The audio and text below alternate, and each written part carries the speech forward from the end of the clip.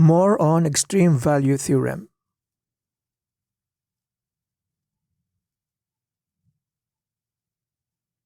Theorem 1.26 Extreme Value Theorem. If f is continuous on the closed interval ab, then f of x achieves its maximum value and minimum value in the closed interval ab. I want to go back to the extreme value theorem one more time because I want to present my remarks about this theorem.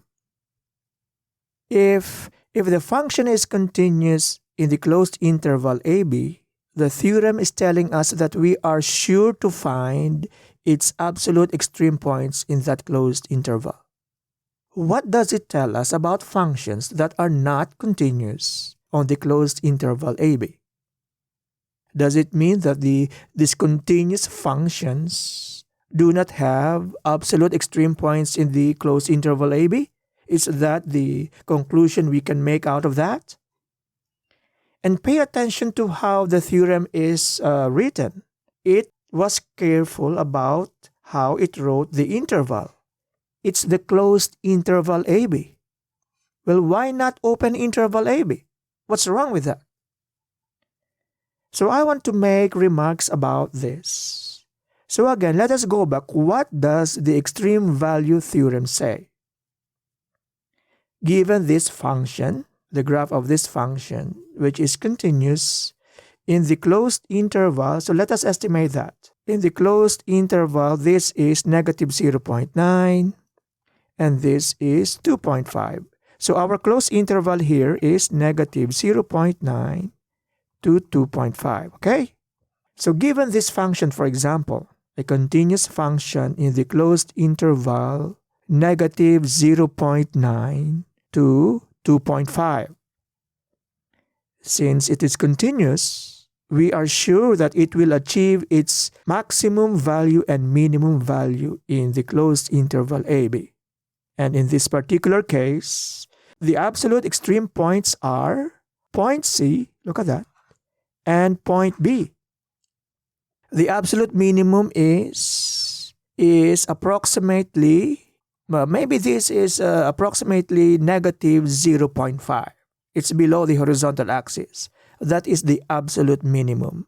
And the absolute maximum is this one, okay? Or you will find the absolute maximum value of your function from this point.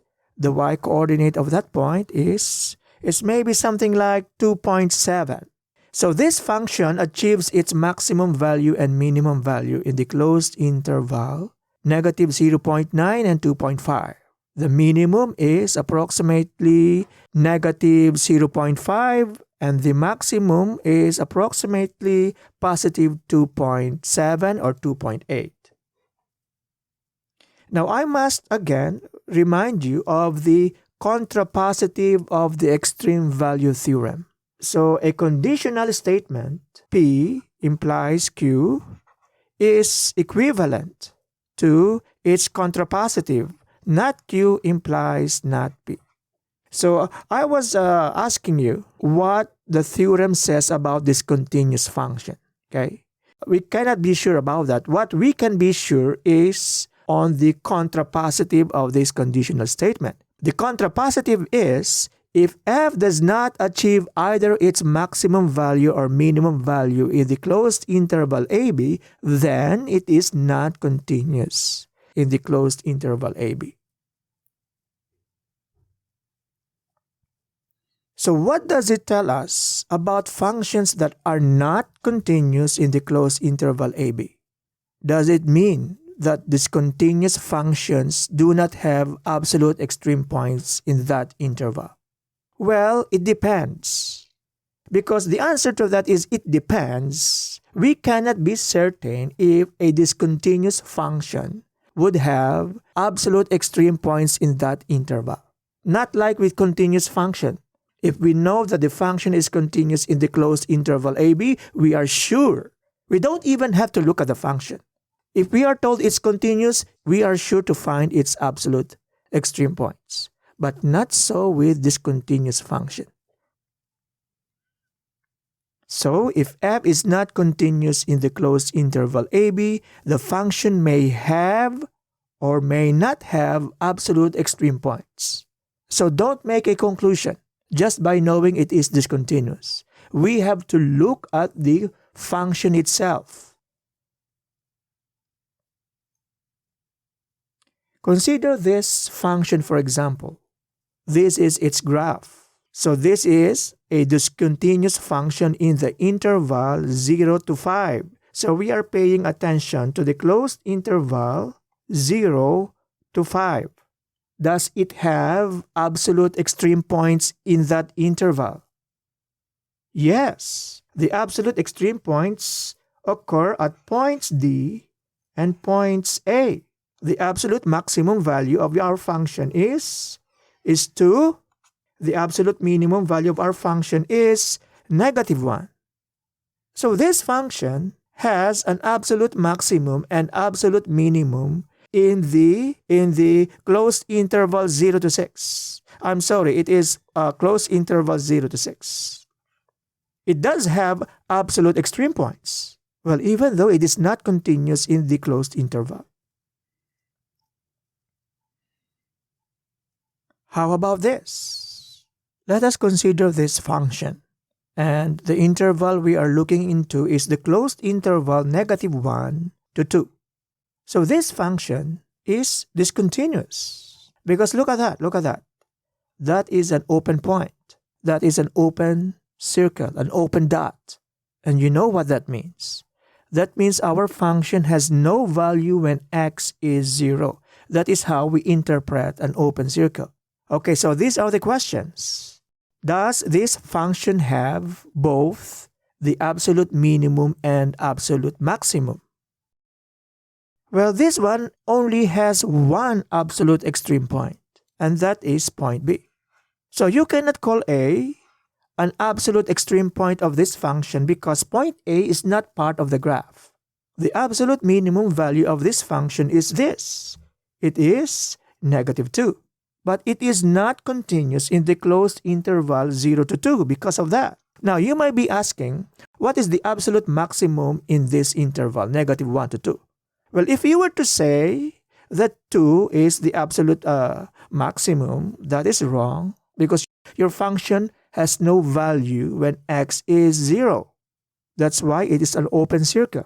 Well, you might say maybe a number that is very close to 2. But less than 2, let's say for example 1.9, maybe that is the absolute maximum. Well, that is wrong. Okay, so let's say for example this is 1.9 and that is 2. You know what? Between 1.9 and 2, I can tell you another real number that is greater than 1.9 but less than 2. So 1.9 cannot be the absolute maximum value of this function. Well, maybe it's 1.9999999. Well, again, that is again wrong because between 1.99999 and 2, there are infinitely many real numbers. And so we cannot tell or we cannot pinpoint at the absolute maximum value of this function. And so this is the case of a function that is not continuous in the interval and we cannot find its absolute maximum because it does not exist.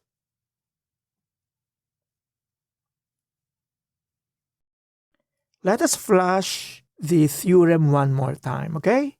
If f is continuous on the closed interval AB, then f of x achieves its maximum and minimum values in that interval. Now, what is wrong with open interval AB?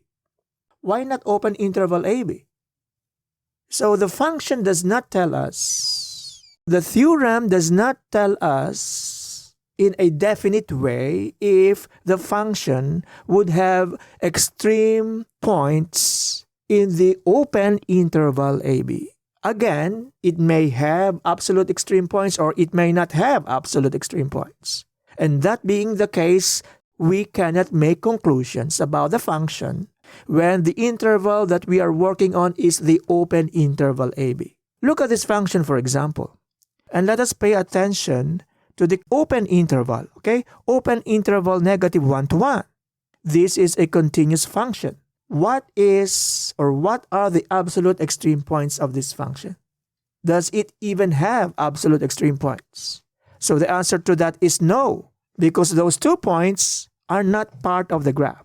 So that means your function here does not have both the absolute max and absolute minimum.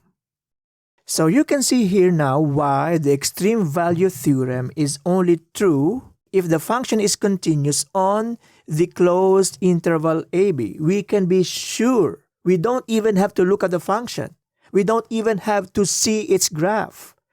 If it is continuous on the closed interval AB, it is sure to have a maximum value and a minimum value.